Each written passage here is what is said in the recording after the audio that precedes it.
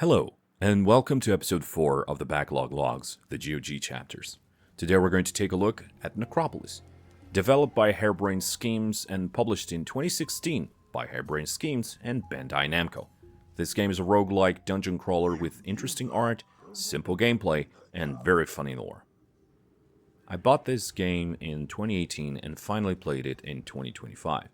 I had to play it several times to get a good idea on how it goes, and there's a lot to say about it. So let's get right into it. Also no initial clip because the game just drops you right into the action.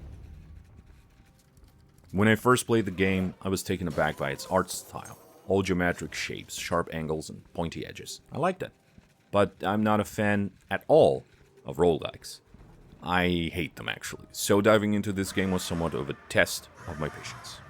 The first thing I noticed was that this game was also a Souls-like in the sense that it is absolutely going to kill you without mercy. Not a single drop of preparation for your ruin is given.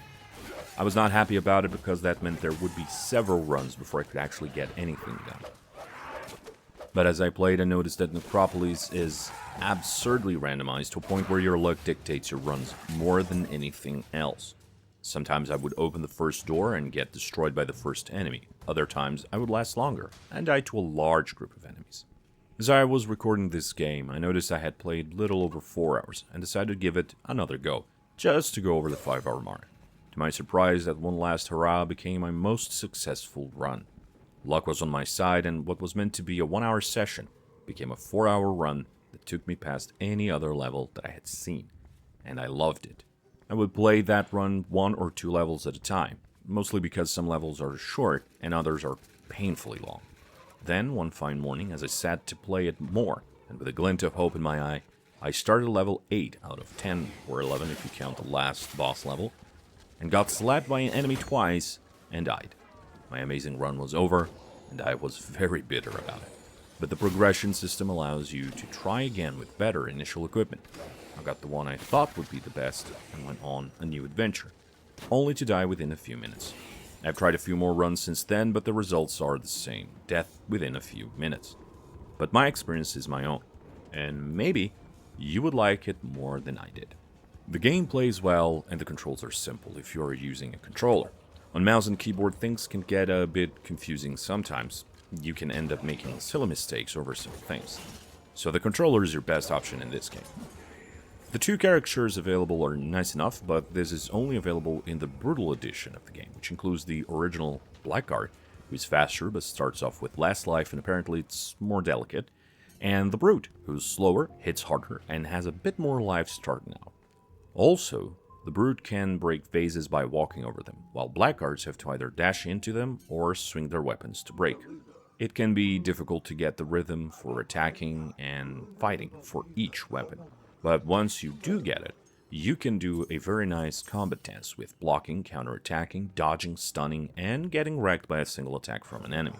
But that deathly dance can sometimes come out unexpected because there is friendly fire, and sometimes you can get enemies to hit each other, and your own swing arcs damage enemies around you as well as the ones you're locked into. So that can help out. In the visual department, things are a bit minimalist, with sharp corners and a small variety of indoors environments. You can easily get lost in some areas, while other levels are very easy to navigate and recognize places you have been to. To help with navigation, you have no map, but you can use something called a marker to signal where you've been. However, that requires you to craft it, and the ingredients are not the most common, which can become an issue. That is another part that is frustrating in this game, the crafting system. You have to buy recipes on each run, because you can't carry them over. So you spend money to buy recipes that you find useful for each run, and you really don't have a lot to start with. You only have rotten food, which makes you vomit once you eat, regular food, which replenishes a little stamina and health, and the marker, which you won't have the ingredients for a while. Also, you can't bulk craft. 1 item per click. And there is a little animation that cannot be interrupted so you're open to attack. Also, using items will lock you into an animation, leaving you open to attack, so both crafting and using items should be done carefully. The community of the game did complain about the single-use nature of the markers. You can only craft one and use it once. And also its ingredients are so hard to find. there has been no update to it as far as I know.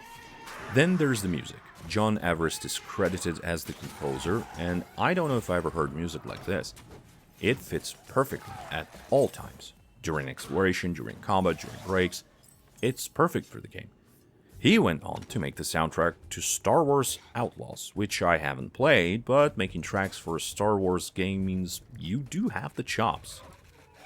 Some other details of the game are small ones, like the lore being very comedic and strange, but also difficult to follow, and the fact that quick save really is quick, and if you quit the game at any point, it loads exactly where you were.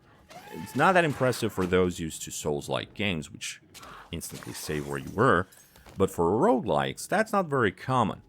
One thing that I did notice is that my GOG version does not support multiplayer, which apparently seems to be the intended way to play the game.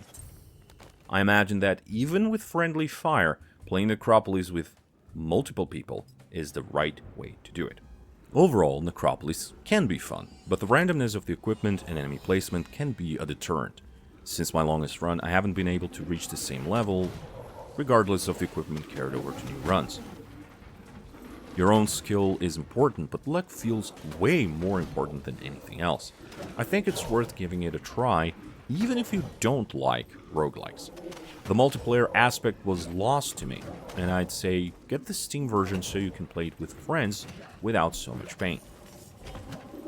On the next episode, I'm going to take a look at a very old game, a game I've been meaning to play since it came out all the way in 1996, and I may have a hard time running and recording this one.